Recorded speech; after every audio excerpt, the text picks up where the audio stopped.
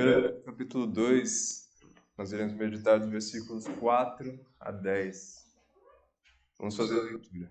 Chegando-vos para ele, pedra viva, reprovada na verdade pelos homens, mas para com Deus eleita e preciosa. Vós também, como pedras vivas, sois edificados casa espiritual e sacerdócio santo, para oferecer sacrifícios espirituais agradáveis a Deus por Jesus Cristo. Por isso também na Escritura se contém: eis que põe em Sião a pedra principal da esquina, eleita e preciosa, e quem nela crer não será confundido. E assim para vós, os que credes, é preciosa, mas para os rebeldes, a pedra que os edificadores reprovaram, essa foi a principal da esquina, e uma pedra de tropeço e rocha de escândalo, para aqueles que tropeçam na palavra, sendo desobedientes, para o que também foram destinados. Mas vós sois a geração eleita, o sacerdócio real, a nação santa, o povo adquirido, para que anuncieis as virtudes daquele que vos chamou das trevas para a sua maravilhosa luz. Vós que em outro tempo não erais povo, mas agora sois povo de Deus. E não tinhas alcançado misericórdia, mas agora alcançastes misericórdia. Das coisas, irmãos, que nós vemos nos dias atuais, é que existem diversas formas de se passar por determinadas situações da nossa vida. Nós podemos, por exemplo, pensar a respeito do casamento.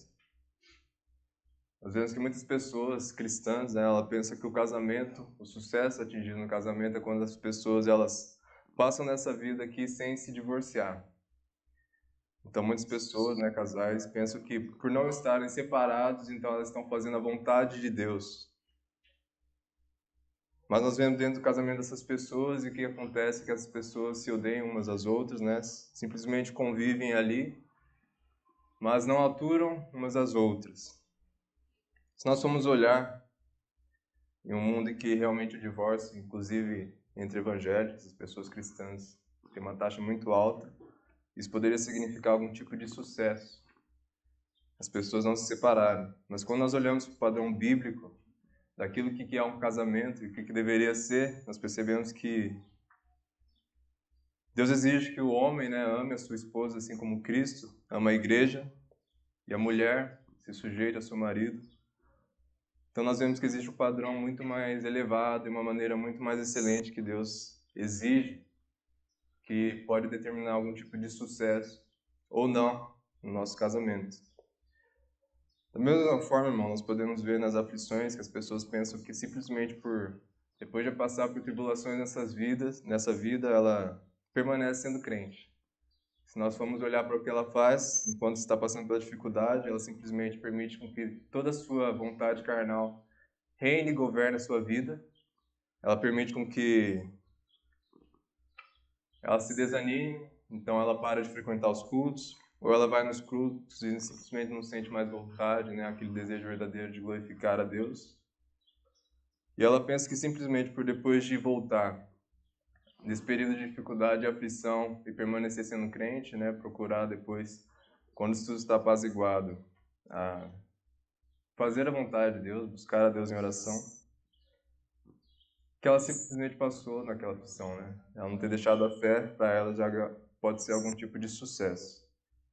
Mas nós iremos meditar, irmãos, que aqui Pedro vai falar um tipo correto de se passar pela aflição. Não é simplesmente deixar de abandonar a fé, mas ele vai nos indicar algumas coisas que nós devemos fazer enquanto nós estamos em aflição, para que nós possamos sair realmente bem-sucedidos, se nós podemos dizer dessa forma, nesse período de dificuldades. Nós vemos então aqui, seguindo um pouco do raciocínio de Pedro na carta, só para os irmãos lembrarem, ele vai começar a falar a respeito da viva esperança que os crentes têm. Então, que mesmo que as dificuldades possam vir nessa vida, elas possam ser muitas, a perseguição que aqueles irmãos estavam passando, Deus havia uma herança incorruptível para eles no céu. Nós vemos também que ele vai falar a respeito daqueles irmãos sobre o que é a aflição, que a aflição ela não é meramente um período de dificuldade em que Deus está nos punindo.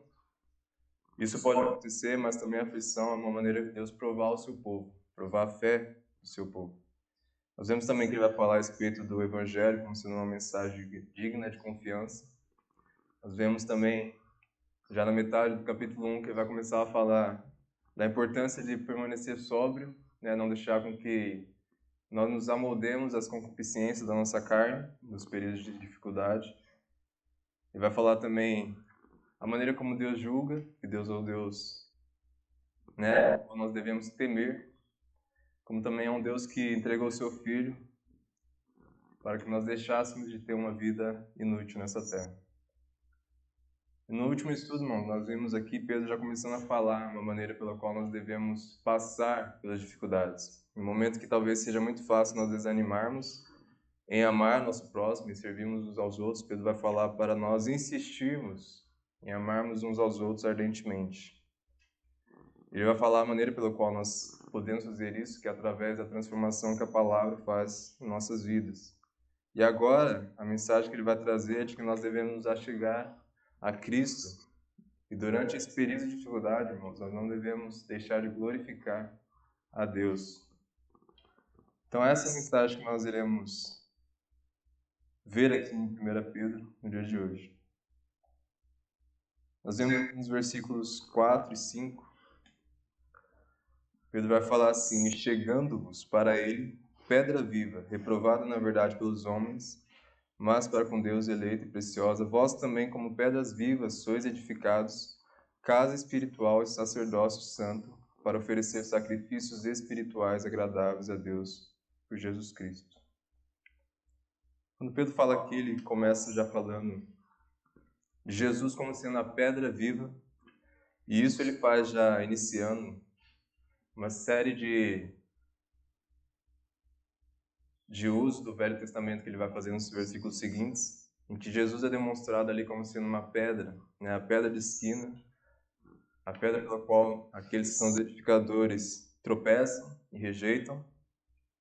Então nós vemos ele já colocando essa pedra aqui, Jesus como essa pedra, mas ele adiciona um significado que é a pedra viva. Talvez aqui ele colocando esse adjetivo, né, viva, talvez se refira ao fato de Jesus Cristo estar, né, ter ressuscitado, estar vivo. Mas uma interpretação que talvez seja melhor, irmãos, é justamente lembrando daquilo que Jesus ensinava.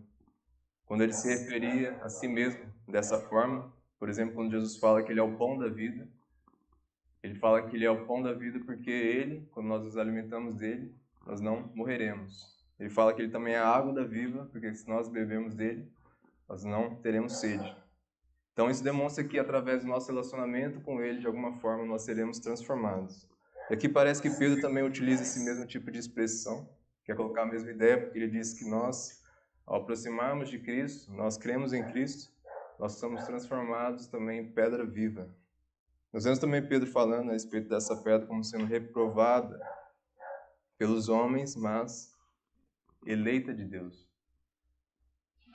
Aqui, novamente, ele já antecipa o que ele vai explicar, que está no Antigo Testamento.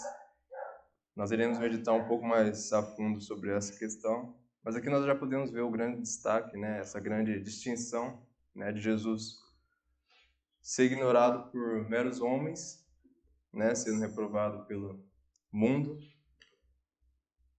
mas por Deus sendo algo precioso. Então isso já demonstra aqui, irmãos, aquilo que o mundo crê a respeito de Jesus Cristo, né? Jesus Cristo pode ser alguém bom, né, um profeta, talvez um bom exemplo lá na antiguidade, ou muitos ignoram os seus ensinamentos. Mas o verdadeiro Jesus Cristo, irmãos, ele é reprovado por este mundo. Mas a confiança que nós devemos ter é que ele foi posto por Deus para a salvação dos homens. Ele é precioso e ele é o escolhido de Deus. Nós vemos que ele usa esse tipo de figura da pedra, justamente falando de que os homens eles vão tentar construir alguma coisa. Por exemplo, aqui, como nós vamos ver mais profundamente, aqueles que reprovaram primeiramente foi o povo judeu, aquele que tinha a palavra de Deus, que deveria reconhecer o Messias, mas foram incapazes de reconhecer. Né? Então, em todo o seu culto, que eles achavam que ia glorificar a Deus, na verdade, era tudo inútil. Né? Todos os seus sacrifícios, todo aquele louvor e zelo que eles tinham pela palavra, na verdade, se tornava inútil, porque eles não tinham Jesus. Mas nós nos aproximando de Jesus, nós alcançamos alguma coisa. E isso que ele vai falar mais detalhadamente no versículo 5. Ele vai dizer que nós, como pedra viva, somos edificados casa espiritual, sacerdócio santo. Nessa nós vamos olhar aqui, casa espiritual. No Antigo Testamento, Deus se manifestava de diversas formas. E uma das maneiras que nós não podemos lembrar é que Deus se manifestava no tabernáculo. Deus também se manifestava no seu templo. Então, de alguma forma, Deus, as pessoas achavam que Deus tinha uma casa, uma habitação. Mas aqui fala que a habitação agora são os crentes. Deus não mais habita em lugares, mas Ele habita entre o seu povo, como também não só o seu povo em conjunto, mas em cada crente individualmente. Nós vemos isso em Efésios. Paulo vai usar esse mesmo tipo de linguagem. Efésios capítulo 2, versículos 20 e 22, diz assim: edificado sobre o fundamento dos apóstolos e dos profetas, de que Jesus Cristo é a principal pedra da esquina, no qual todo edifício bem ajustado cresce para templo santo no Senhor, no qual também vós, juntamente, sois edificados para a morada de Deus em espírito. Então, o que Paulo diz aqui, irmãos? Ele fala justamente da igreja como sendo um edifício e cada membro ali como sendo importante para o crescimento desse edifício, Aquele edifício como sendo a morada de Deus. Mas nós vemos também alguns lugares que a Bíblia vai falar a respeito de Deus habitando o crente, a cada crente individualmente. Por exemplo, 2 Coríntios capítulo 1, versículo 22, o qual também nos selou e deu o penhor do Espírito em nossos corações. Nós vemos também em Efésios 3,17, uma oração que Paulo faz, e o desejo dele para aqueles irmãos lá em Efésios 3,17, para que Cristo habite pela fé em vossos corações. Nós vemos essa linguagem de Pedro aqui falando a respeito dessas pedras e que elas são edificadas para a glória de Deus. Talvez o termo que ele queira se referir, ou aquilo que ele queira se referir é justamente aos crentes em conjunto como sendo a casa de Deus. Mas logo depois ele vai falar a respeito de uma característica individual de cada crente, que é o de sacerdócio santo. Nós vemos de onde havia uma casa a Deus no Antigo Testamento, no tabernáculo, também era oferecido sacrifício pelo um sacerdócio. Mas no Novo Testamento, todos nós somos sacerdotes de Deus por conta justamente do nosso sumo sacerdote. Isso é bem explicado lá na carta de Hebreus. Novamente, irmãos, continuando essa questão e essa analogia que Pedro faz aqui, nós somos chamados a oferecer sacrifícios espirituais agradáveis a Deus por Jesus Cristo. Novamente, uma referência aqui, uma analogia ao Velho Testamento, em que eram oferecidos animais, várias coisas do tipo. Somente o sacerdote fazia isso, mas hoje cada um de nós somos chamados a fazer sacrifícios a Deus. Mas o que seria esse sacrifício? Nós vemos que não é mais sacrifício de animais, Jesus Cristo se ofereceu uma vez pelos nossos pecados, então não resta mais sacrifícios pelos pecados. Mas se nós formos olhar no Novo Testamento, existem algumas passagens que nos mostram o que seriam esses sacrifícios. Nós podemos ver Hebreus capítulo 13. Hebreus capítulo 13, versículo 15, diz assim: portanto, ofereçamos sempre por ele a Deus sacrifício de louvor, isto é, o fruto dos lábios que confessam o seu nome. Então aqui fala que louvar a Deus é um tipo de sacrifício, Então nós sermos gratos a Deus e realmente procurarmos louvarmos, seja falando ou seja cantando por aquilo que Ele fez por nós. É um tipo de sacrifício. 13:16 também diz: e não vos esqueçais da beneficência e comunicação, porque com tais sacrifícios Deus se agrada. Então aqui nós vemos o amor ao próximo sendo um tipo de sacrifício, a comunicação e a beneficência como sendo algo que agrada a Deus. Nós vamos ver também em Romanos capítulo 12, versículo 1, Paulo dizendo: Rogo-vos, pois, irmãos, pela compaixão de Deus, que apresenteis os vossos corpos em sacrifício vivo, santo e agradável a Deus, que é o vosso culto racional. E aqui ele fala num contexto em que nós não devemos, então, deixar com que a carne domine sobre nós, mas que todo pecado seja tirado de nós, para que nós possamos, então, ter uma mente transformada por Deus e assim sermos úteis na sua obra. Então nós percebemos aqui que deixarmos de fazer aquilo que nós queremos para fazer a vontade de Deus também é uma forma de nós sacrificarmos a Ele nos dias de hoje. Então, irmãos, nós podemos generalizar, com esses indícios que sacrificar a Deus é demonstrar nosso louvor a Ele, nossa gratidão a Ele, através de uma vida santa, através de uma vida que realmente transmite a sua glória às pessoas, tanto falando das suas virtudes, falando do seu evangelho, como também uma vida que realmente demonstra ter sido tocada por Ele. Então, irmãos, uma maneira de nós aplicarmos esses versículos iniciais aqui, e a primeira coisa que eu queria destacar aqui é a palavra chegando-vos para Ele. Essa palavra aqui está no versículo 4, no começo dele.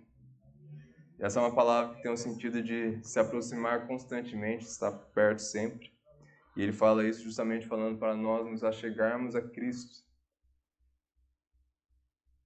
Então, nós lembramos desse contexto que aqueles irmãos estavam vivendo, em momentos de angústia e aflição.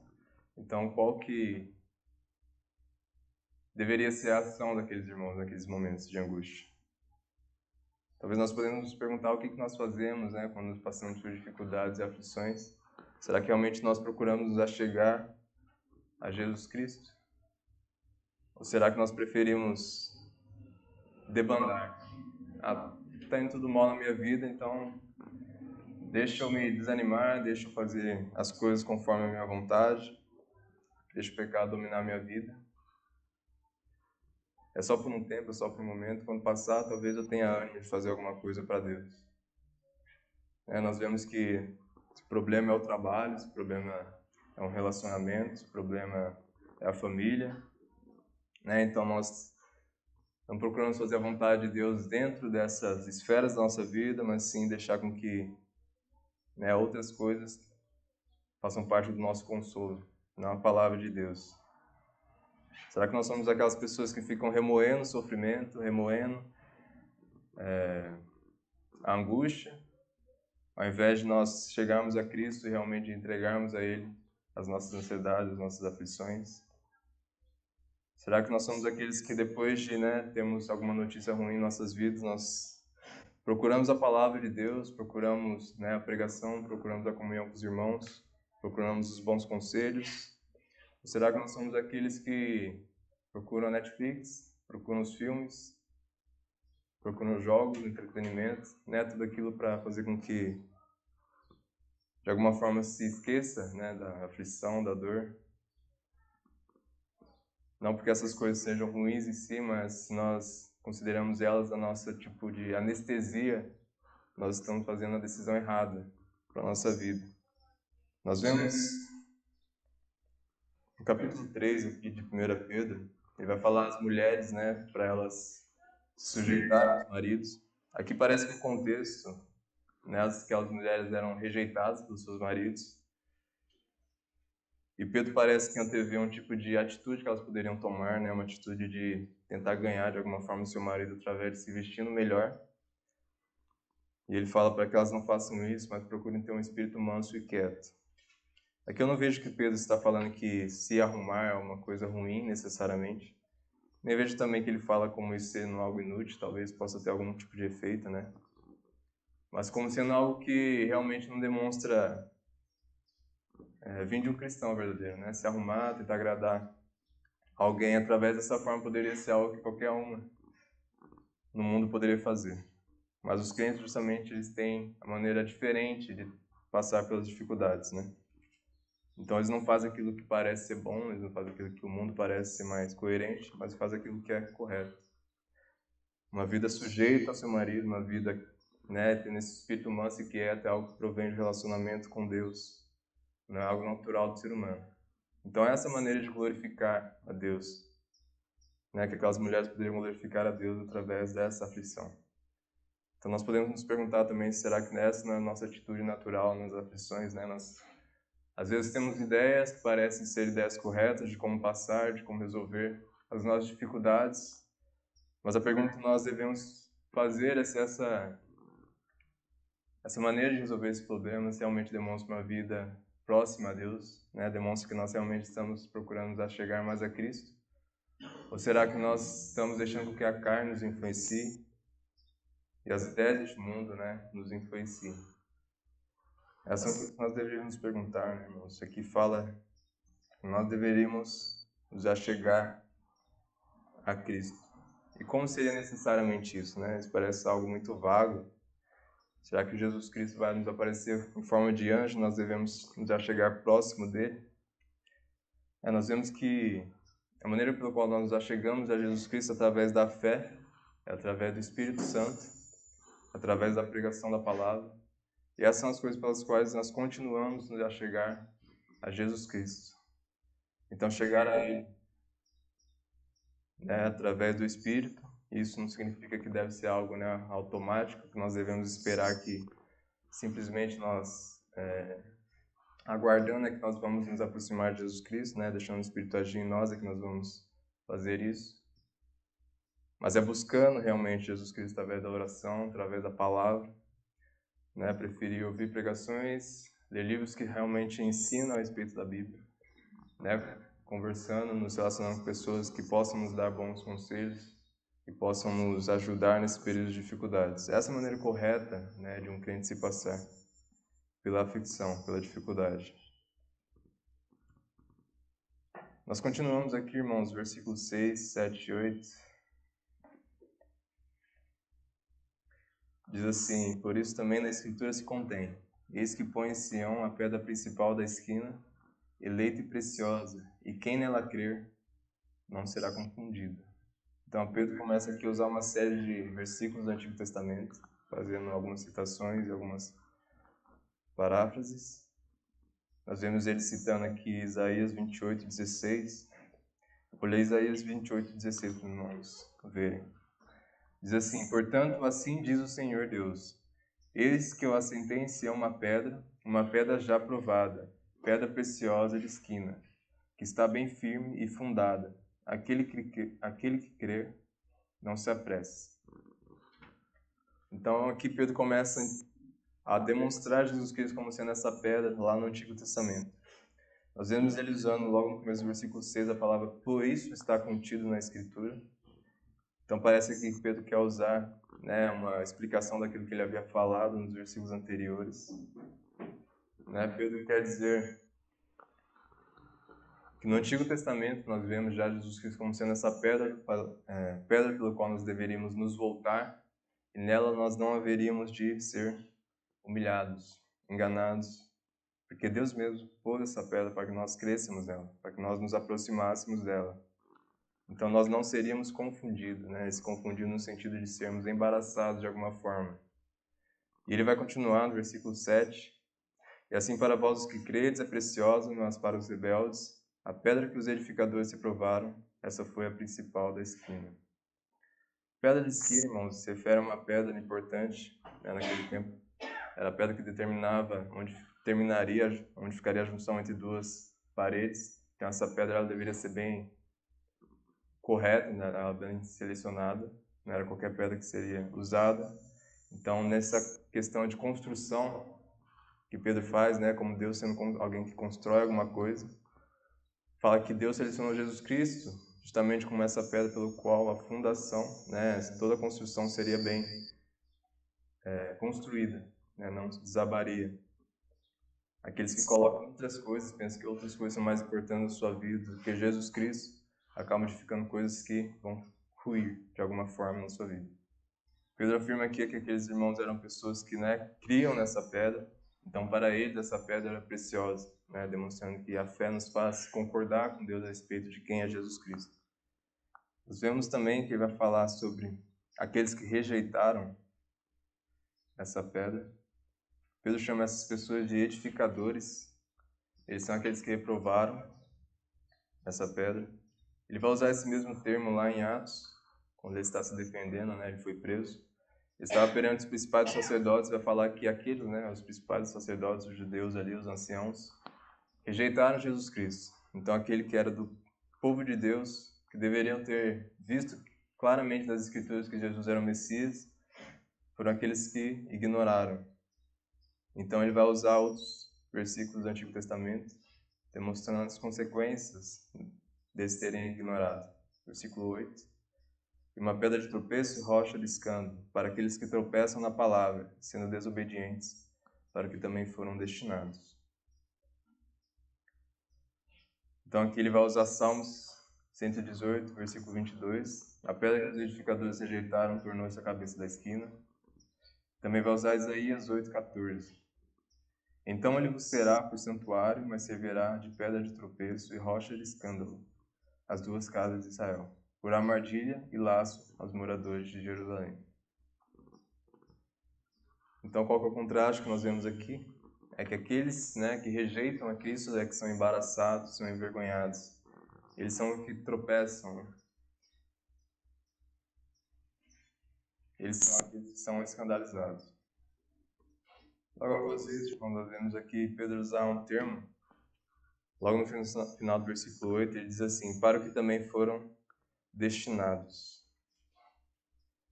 Aqui essa palavra destinados, ela se refere a algo que foi passado, ocorreu no passado, algo que foi feito por Deus, né? Algumas pessoas talvez não fique muito claro o que Pedro se refere aqui, mas se nós formos ver em Romanos, capítulo 9, versículo 22, Paulo vai usar a mesma ideia que Pedro está usando aqui.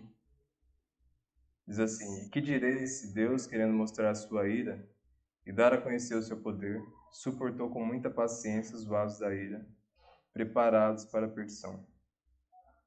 Então nós vemos aqui Paulo usando a palavra preparados para a perdição. É justamente Pedro se referindo a esse tipo de separação que Pedro se refere. Aquelas pessoas foram destinadas a permanecer em desobediência a Deus, em desobediência ao Evangelho de Jesus Cristo.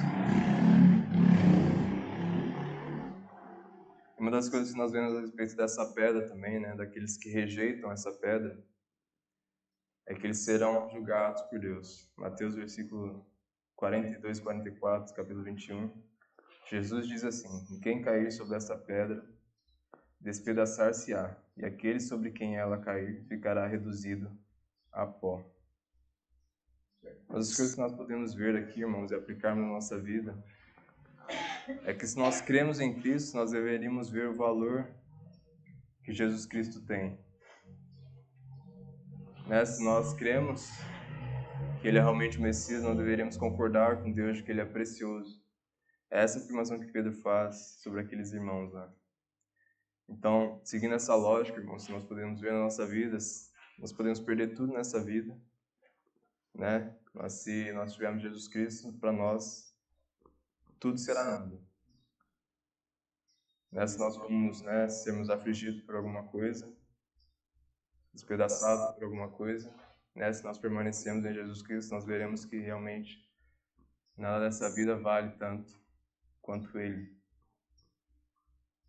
Isso seria se nós realmente estivéssemos próximos a Jesus Cristo, né? Se realmente a nossa vida toda fosse uma incessante busca por nos aproximarmos dele, da sua palavra. Mas se outras coisas começarem a competir com Jesus Cristo, então é evidente que nós seremos grandemente afligidos, ficaremos grandemente angustiados com aquilo que nos ocorre nessa vida. Né? Se a família, o trabalho, a faculdade, o concurso público, o namoro, o casamento, o relacionamento, a família, os amigos, todas essas coisas de alguma forma competirem com Jesus Cristo, né? Se fosse, Jesus Cristo fosse mais uma esfera pela qual nós nos importamos na nossa vida, então é evidente que se alguma dessas outras esferas quebrar, nós sentiríamos uma grande perda. Agora, se Jesus Cristo for aquilo que nós, né, consideramos como o mais precioso para nós, né, e todas as demais coisas simplesmente são uma maneira de nós honrarmos Ele, né, usamos todas essas coisas para honrá-lo. Então nós não seremos embaraçados, nós não seremos quebrantados pelas dificuldades, né? Com certeza, se nós formos olhar para a nossa vida, nosso passado, a maneira como nós agimos em determinadas situações da nossa vida, percebemos que nós regredimos a nossa fé, murmuramos contra Deus de alguma forma, atribuímos alguma falta a Deus, nós nos sentiríamos embaraçados, né? Jesus Cristo realmente deveria não só ser aquele pelo qual morreu pelos nossos pecados, e temos essa fé, né? De alguma forma, uma fé que parece um tipo de vacina, eu fiz uma vez, é isso. Mas deveria ser um tipo de relacionamento constante, em que Jesus Cristo é sempre aquilo que é mais importante para nós. Ele vai continuar, irmãos, versículos 9 e 10, dizendo assim: Mas vós sois a geração eleita, o sacerdócio real, a nação santa, o povo adquirido, para que anuncieis as virtudes daquele que vos chamou das trevas para a sua maravilhosa luz. Vós que em outro tempo não erais povo, mas agora sois povo de Deus, que não tinhas alcançado misericórdia, mas agora alcançastes misericórdia. Nós vemos ele começando falando pela palavra, né? Geração eleita. Então aqui ele faz já um contraste com o que ele havia dito anteriormente, daqueles que foram destinados para a desobediência. Aqueles irmãos foram destinados para ser uma geração eleita, um sacerdócio real e uma nação santa. Né? Esses termos se referiam antigamente ao povo judeu, né? Eles eram o povo de Deus, eles eram aqueles pelos quais, né, Deus se fazia e demonstrava o seu poder entre as demais nações. Mas acontece que em Cristo Jesus demonstrou a sua graça não só para com o povo de Israel, mas para com os gentios também, né, para conosco. Nós que não éramos, né, povo de Deus, aqui ele fala, justamente demonstrando que nós não éramos no Antigo Testamento aqueles escolhidos por Deus para ser a sua nação. Isso aqui também é uma citação do Antigo Testamento, irmãos. Ele fala isso lá em Oséias. Oséias capítulo 2, versículo 23. E semeá-la-ei para mim na terra, e compadecer-me-ei dela, que não obteve misericórdia. E eu direi aquele que não é meu povo, tu és meu povo, e ele dirá, tu és meu Deus. Então, no contexto aqui de Oséias, parece que a profecia se dirigia apenas ao povo de Israel, porque, na verdade, o contexto da carta do livro de Oséias, ali se dirigia ao povo de Israel que havia sido ignorado por Deus, né, excluído de Deus, não havia mais participação com Deus, por conta da sua idolatria, da sua traição, mas que posteriormente haveria de ser restabelecida. Só que nós vemos que Paulo vai usar isso em Romanos, aplicando aqueles irmãos que estão lá em Roma. Em Romanos, capítulo 9, versículo 25 e 26, assim: Como também dizia Oséias, chamarei meu povo ao que não era meu povo, e amada que não era amada. E sucederá que no lugar em que lhes foi dito, vós não sois meu povo, aí serão chamados filhos de Deus.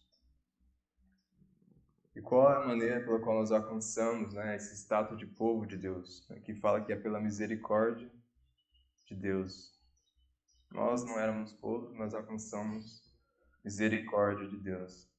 Acho que fica muito mais fácil agora demonstrar essa distinção que nós vemos entre aqueles que foram destinados à perdição e aqueles que são chamados para ser povo de Deus. Talvez algumas pessoas possam pensar que de alguma forma é injustiça de Deus nessa distinção. Mas o que nós vemos, irmão, é que justiça de Deus faria com que todos nós fôssemos aniquilados, né? Fôssemos desobedientes, fôssemos justamente condenados ao inferno. Isso é a justiça de Deus. É punir o pecador. Essa é a justiça de Deus. Só que se ele permanece, de alguma forma demonstra a sua misericórdia para algumas pessoas, não necessariamente isso vai fazer com que ele seja injusto por permitir com que algumas pessoas continuem no seu caminho de pecado, no seu caminho de desobediência.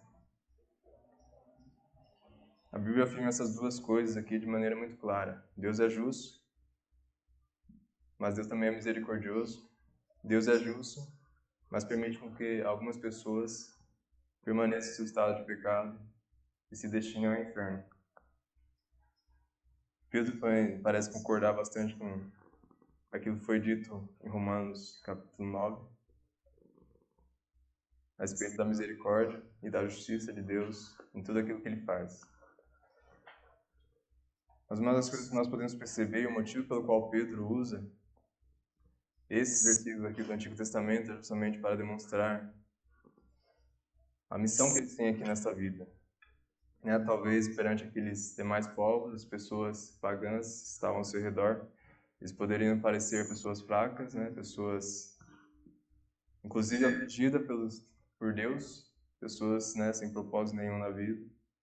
Talvez as pessoas mais dignas de pena, ou raiva, por conta daquilo que eles faziam. Talvez em momentos de dificuldade seja essa mesma impressão que nós tenhamos, de que nós realmente somos os mais fracos neste mundo. Mas aqui nós vemos a realidade daqueles que são salvos por Deus. Nós somos transformados por Deus em uma geração eleita, uma nação santa. Pedro vai usar todo esse tipo de palavra, demonstrando que nós não somos mais deste mundo, nós somos peregrinos. Isso está em toda a carta. Porque isso faz com que nós lembremos, irmãos, de o que nós devemos fazer, então, nesta vida. E aqui no versículo 9 ele fala para que nós anunciemos as virtudes de Deus. Então é importante, irmãos, Pedro parece querer justamente causar esse efeito naqueles irmãos. É demonstrar que nós somos outro povo. Nós não nos comunicamos com as coisas dessa vida. Nós não olhamos para as coisas dessa vida e possuímos as coisas e botamos o nosso coração naquilo que nós temos, justamente porque nós sabemos que tudo isso é passageiro. Aquilo que nós deveríamos fazer constantemente é anunciar a virtude daquele que nos chamou das trevas para a sua luz. Então, a maneira de nós aplicarmos aqui esses versículos é justamente pararmos para pensar a maneira como nós vemos este mundo. Será que nós pensamos que nós somos cidadãos permanentes aqui nesta vida, então tudo que nós fazemos é para que eu possa ter um emprego melhor, para que eu possa ter uma casa melhor, é para que eu possa ter uma família assim assado, é para que eu consiga tudo aquilo que eu quero nesta vida aqui? Então, basicamente, meu dia a dia demonstra que as coisas que eu quero conquistar são as coisas que vão perecer aqui nessa terra. Isso demonstra uma falta de luz. Parece que nós ainda permanecemos entenebrecidos no nosso entendimento quando agimos dessa forma. Nós deveríamos então perceber, irmãos, que a nossa vida, ela foi transformada para que nós anunciemos Deus a esse mundo caído, para que nós façamos com que Deus viva em nós e através de nós possamos de alguma forma iluminar neste mundo. Nós vemos que esse é o objetivo da carta de Pedro, não é só fazer com que aqueles irmãos de alguma forma permanecessem crentes durante as aflições, mas para que eles permanecessem de forma correta durante as aflições. Nós podemos então concluir, irmãos, aqui relembrando alguns pontos que nós meditamos, com algumas aplicações. A primeira delas é que nós devemos nos aproximar de Jesus Cristo durante as aflições. Então, que Ele esteja em nossas mentes. Nós procuraremos cada vez mais conhecer a Ele através da Sua palavra. Que os momentos de dificuldade não sejam momentos em que nós queiramos fugir da igreja, de alguma forma, fugir do nosso relacionamento com Deus, parar de querer crescer espiritualmente. Isso tudo demonstra afastamento não da igreja em si, mas de Jesus Cristo em si, de Deus em si. A maneira como nós nos relacionamos, aquilo que nós fazemos, demonstra se nós estamos indo bem em nossa vida espiritual ou não. Se nós realmente temos Deus no nosso coração. Ou se Deus está diminuindo a nossa esfera da vida. Jesus Cristo está apenas sendo mais um pequeno bloco que nós colocamos certa atenção. Então vou na igreja, eu faço alguma oração, mas não passa disso.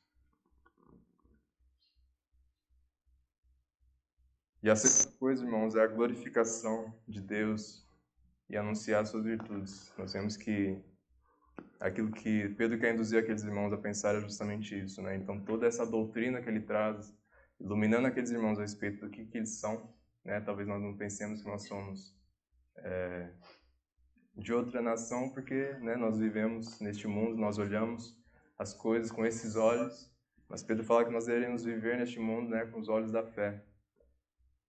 Esse mundo é que vive entenebrecido e enxerga com esses mesmos olhos que nós enxergamos, e tudo que eles veem é as coisas dessa vida. Então a nação que eu vivo é o Brasil, aquilo que eu posso ter nessa vida, as coisas que eu posso conquistar, é tudo através do dinheiro, através de relacionamentos.